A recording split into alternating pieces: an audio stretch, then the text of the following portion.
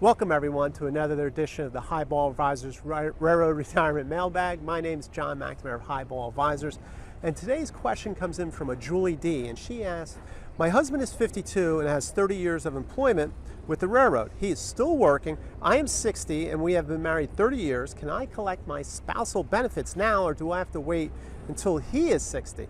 It's a great question, Julie. First, congratulations on the 30 years of marriage. That's fantastic. However, you can't collect any railroad retirement until your husband stops working, all right? Because he's still accumulating that Tier 2, right? You might want to look at turning on your Social Security at 62 if need be. You could do something like that based off your 35 highest earning years. Check out my video, How to Collect Railroad Retirement and Social Security. That really will go into it a lot better, give you some ideas on how to do that.